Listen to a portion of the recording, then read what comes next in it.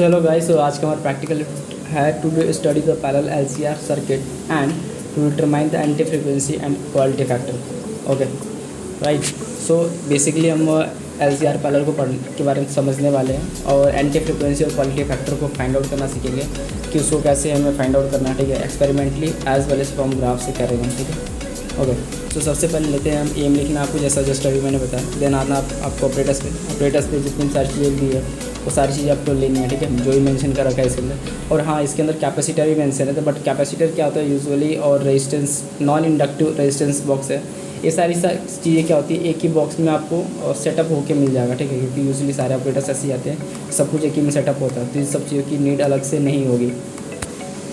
Then आता है इसके बाद हमारे पास थ्योरी पार्ट में बेसिकली आपको बताया हुआ है कि एलसीआर पैरेलल क्या है। उसमें एल यानी इंडक्टर, सी यानी कैपेसिटर और आर यानी रजिस्टर्स की चीज़ें के बारे में बता रखा है। ठीक है, और एंड देन यहाँ पे एक इक्वेशन है जो कि गिवन है यहाँ पे। ठीक है, इसमें जेड जो होता है, जेड इंडिकेट करता है इम्पीडेंस का मतलब होता है टोटल नेट रेजिस्टेंस किसका नेट का मतलब वो है जो भी अलग अलग लगा रखा है, उसके अंदर इंडक्टर लगाया है, कैपेसिटर लगाया है, रजिस्टर लगाया है, तो सारी अलग अलग होगी। ठीक है, इन सब का जो नेट रेजिस्टेंस निकालती है उसको बोलते हैं इम्पीडेंस। यहाँ आप देख सकते हो, यहाँ पे एक्स यानी कि एक्स जो है वो इंडिकेट कर रहा है रेजिस्टेंस ऑफ कैपेसिटर। ये एक्स एल है। ठीक है, एक्स जैसा दिख रहा है, एक्सी जैसा दिख नहीं रहा, बट ये है एक्सएल यानी कि रेजिस्टेंस इंडक्टेंस है, बेसिकली रेजिस्टेंस ऑफ इंडक्टर। और ए आर है जो कि रजिस्टर है। ठीक है, रजिस्टर है हमारे पास। ओके, देन यहाँ पे देख सकते हो एक्सी यानी कि कैपेसिटेंस, रेजिस्टेंस ऑफ कैपेसिटर को निकालने के 1/ओमेगा होता है, और माइनस ये लगा रखा है डायरेक्शन के लिए। और एक्सएल यानी कि जो रजिस्टर सेंस होता है हमारे पास इंडक्टर का, उसको एक्सएल से करते हैं, उसका ओमेगा एल के बराबर होता है। जे कैप लगा रखा साथ में। ठीक है, साथ में जे कैप भी लिखा हुआ है, ये हमारे पास डायरेक्शन के लिए।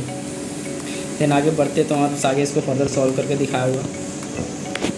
हाँ, वन मोर थिंग यहाँ पे इंटरेस्टिंग है, इस फॉर्मूले को हमेशा याद रखना, ये एंटी फ्रीक्वेंसी कैलकुलेट करने का फॉर्मूला है, आगे हम इसको यूज़ करेंगे।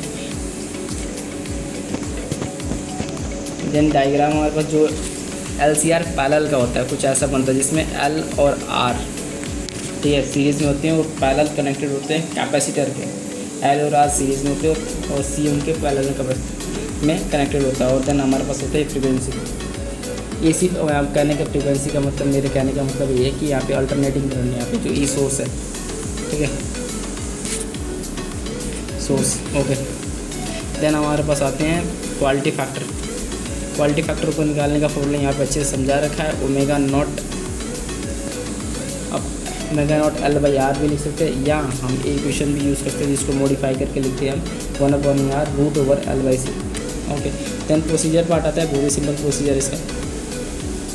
ठीक है, एक और चीज़ यहाँ पे देना, ऑब्जर्वेशन टेबल आता है। ऑब्जर्वेशन टेबल में हमारे पास क्या होता है, ठीक है, इसमें हमें आपको एक इंडक्टेंस फिक्स कर लेना होता है। ठीक है, कि 25 मिली एम्पियर जितना भी आप ले रहे हो। ठीक है, इंडक्टर आपने फिक्स कर लिया, देन कैपेसिटर फिक्स कर लो अपना, तो यहाँ पे जैसे 0.047 माइक्रो फैराड में फिक्स कर रखा है। देन यहाँ पे आते हैं, देन यहाँ पे हमारे पास क्या आते हैं एक टेबल के अंदर मेनली 3 लाइन आते हैं, 3 कॉलम बनाने पड़ते हैं। ठीक है, और फर्स्ट कॉलम में हमारे पास सीरियल नंबर आता है, सेकंड कॉलम में हमारे पास फ्रीक्वेंसी, एंड थर्ड कॉलम में हमारे पास आता है करंट। यहाँ पे जो है यहाँ पे रेजिस्टेंस लिखा, बट यहाँ पे एक और चीज़ क्या है, बेसिकली करंट की वैल्यू है। करंट की वैल्यू किस में, मिली एम्पियर में। मैं इसको सही से लिख देता हूँ, this is current in milli ampere. ठीक है, एक करंट है मिली एम्पियर में जिसकी वैल्यू नीचे से बढ़ रही है। और पर यहाँ पे 50 ओम लिखने का मतलब है कि हम 50 ओम रेजिस्टेंस पे ये रीडिंग ले रहे हैं। ठीक है, इसलिए यहाँ 50 ओम लिखा हुआ है, R = 50 ओम। ओके, देन जैसे जैसे क्या होता है हम फ्रीक्वेंसी को बढ़ाते हैं तो हमारे पास जो इसकी करंट है, ठीक है, मिली एम्पियर में, वो घटते जाता है, डिक्रीज़ होते जाएगा। और एक पॉइंट पे जाकर, ठीक है, एक पॉइंट पे जाकर और डिक्रीज़ के बाद फिर क्या होगा, इंक्रीज़ होना शुरू हो जाएगा, जैसे देख सकते हो। ठीक है, तो जैसा मैंने बताया पहले क्या हुआ, वो डिक्रीज़ करेगा करंट, फिर क्या हुआ, एक पॉइंट पे आके फिर इंक्रीज़ करना शुरू कर देगा। ओके, अब आगे बढ़ते हैं। देखो आगे बढ़ते फिर हमारे पास कैलकुलेशन पार्ट आता है। ठीक है। कैलकुलेशन पार्ट आता है उसमें देखो, इंडक्टर जैसे लिया था हमने, वैल्यू ली थी 25 मिली हेनरी हमने दे दिया। कैपेसिटर लिया था हमने 0.047 माइक्रोफैराड भी लिख लिया यहाँ पे। और रेजिस्टेंस हमने लिया था किस पे, 50 ओम पे लिया था, 50 ओम लिख दिया हमने। ओके, देन थ्योरेटिकल पहले कैलकुलेशन करते हैं। थ्योरेटिकल एंटी फ्रीक्वेंसी निकालने का फॉर्मूला मैंने जैसे ही बताया था थ्योरी पार्ट में, तो हमारे पास क्या होता है 1.25 √1/LC - R²। फॉर्मूला इसके अंदर पुट किया, वैल्यूज़ फॉर्मूले के अंदर सारी वैल्यूज़ पुट करते ही हमारे पास एंटी फ्रीक्वेंसी निकल के आ गई, ठीक है। वही एंटी फ्रीक्वेंसी जो हमारे पास है ये थ्योरेटिकल है, ठीक है। प्रैक्टिकली एंटी फ्रीक्वेंसी कहाँ से निकलेगी, उसको हम ग्राफ से निकालेंगे, ग्राफ बताएंगे कि ग्राफ में कैसे निकलती है anti frequency. Okay, then quality factor निकालते हैं हम थ्योरेटिकल क्वालिटी फैक्टर निकालने का हमारे पास फॉर्मूला होता है Q=1/R√L/C। ये भी मैंने थ्योरी में बताई है, ठीक है। इसके अंदर सिंपली वैल्यूज पुट करेंगे तो हमारे पास जो क्वालिटी फैक्टर की वैल्यू है वो हमारे पास ये आ जाएगी। ओके, देन एक्सपेरिमेंटली निकालने का हमारे पास तरीका क्या होता है कि हम क्वालिटी फैक्टर है 1/A, ठीक है। जो क्वालिटी फैक्टर हमारे पास एक्सपेरिमेंटली होता है वो होता है 1/R2πF0L। ये F0 जो हमारे पास वैल्यूज़ होती है, ठीक है। ये F0 जो वैल्यूज़ हमारे पास होती है ये हम निकालते हैं ग्राफ से कैलकुलेट करते हैं, ठीक है। यानी F0 की जो वैल्यू एंटी फ्रीक्वेंसी की जो वैल्यू है वो ग्राफ से निकालते हैं, उसके इसके अंदर पुट कर देते हैं तो हमारे पास यहाँ से निकल के आ जाती है एक्सपेरिमेंटली क्वालिटी फैक्टर की वैल्यू। ओके, अब आगे प्रोसीड करते हैं। आगे में बस ये है जो प्रोसीजर पार्ट पहले लिख पाया था वो है। फिर ऑब्जर्वेशंस में क्या 3 चीज़ें लिखनी होती है यहाँ पे LCR पैरेलल में। पहला आपको क्या लिखना है, पहला लिखना है आपको रेजिस्टेंस आपने क्या लिया था, दूसरा इंडक्टर क्या था कितना था आपका, देन कैपेसिटर कितना था, उस सब चीज़ों को मेंशन कर लिया। अंदर रिजल्ट में लिखनी है, ठीक है। रिजल्ट में आपको लिखना है सबसे एंटी फ्रीक्वेंसी के बारे में सबसे पहले। तो एंटी फ्रीक्वेंसी में 2 चीज़ें वैल्यू थी हमारे पास कि उसका हमारे पास थ्योरेटिकल वैल्यू कितनी आई थी एंटी फ्रीक्वेंसी में, और प्रैक्टिकल वैल्यू क्या थी उसकी, ठीक है। सिमिलरली LCR क्वालिटी फैक्टर में भी आपको ऐसे लिखना है कि क्वालिटी फैक्टर जो होता है उसकी एक्सपेरिमेंटल वैल्यू क्या है एंड उसकी थ्योरेटिकल वैल्यू क्या है, ये लिख लिया। अब मेनली बात आती है कि हमने जो एंटी फ्रीक्वेंसी प्रिकॉशंस भी लिखना बहुत ज़रूरी होता है यार। प्रिकॉशंस से आपको क्या करता है, आपको एक अच्छे रिजल्ट की तरफ, ठीक है, एक अच्छे रिजल्ट की तरफ लेके जाता है। जो चांसेस होते हैं मिस्टेक्स के, एरर्स की होती है उसे बहुत ही कम कर देता है, ठीक है।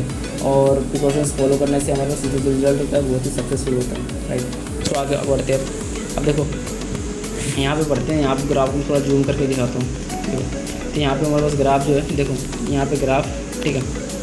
ओके, सो ग्राफ देख सकते हो हमारे पास वाई एक्सिस से हमारे पास है, ठीक है। ये वाई एक्सिस है, वाई एक्सिस पे करंट जा रहा है हमारे पास, एंड ये एक्स एक्सिस है, एक्स एक्सिस पे हमारे पास क्या फ्रिक्वेंसी है। तो ये जो फ्रिक्वेंसी है, ठीक है, इस फ्रिक्वेंसी का हमारा ग्राफ कुछ ऐसे बन रहा है, ठीक है। तुम देख सकते हो कुछ ग्राफ ऐसे करके ऐसे बन रहा है हमारे पास, राइट। तो इस ग्राफ में जो सबसे लोअर पार्ट है जहाँ पे ग्राफ जा रहा है, फिर उसके बाद से ऊपर डिक्रीज़ हो रहा है, फिर जाके टाइम पे इंक्रीज़ कर रहा है। तो जो डिक्रीज़ हो रहा पॉइंट है हमारे पास, ठीक है, ये जो पॉइंट है हमारे पास, ये वाला पॉइंट, सॉरी, ये जो पॉइंट है, ठीक है, जहाँ से वो पहले डिक्रीज़ हो फिर इंक्रीज़ करना शुरू कर दे रहा है, यानी एक तरह से कहें तो लोकल मिनिमा। तो इस पॉइंट से जब भी हम यहाँ पे हॉरिजॉन्टल डालते हैं, परपेंडिकुलर लाइन ड्रॉप करते हैं, तो जहाँ पे वो एक्स एक्सिस को कट करती है वही पॉइंट हमारे पास क्या होता है, एंटी फ्रीक्वेंसी होती है, राइट। तो ऐसे एंटी फ्रीक्वेंसी हमने कैलकुलेट किया था। देख सकते हो यहाँ पे कि क्लियरली विजिबल है कि यहाँ पे हमारे पास एंटी फ्रीक्वेंसी 4 आ रही है, ठीक है। और ये 4 किस में है, यहाँ से आप देख सकते हो 4M है, यहाँ पे स्केल मेंशन कर रखा है, ठीक है। यहाँ पे स्केल मेंशन करा है, तो 4 क्या है, किलो हर्ट्स है, ठीक, कितना किलो हर्ट्स है, किससे मल्टीप्लाई करके एग्जैक्ट वैल्यू निकल जाएगी, एक स्केल में मेंशन कर रखा है, यहाँ से कैलकुलेट कर सकते हो इसलिए। और यार प्रैक्टिकल फुल चेक है, तो यार लाइक और सब्सक्राइब करने में कंजूसी बिल्कुल मत करना, ठीक है। एंड पढ़ते रहो, जय हिंद।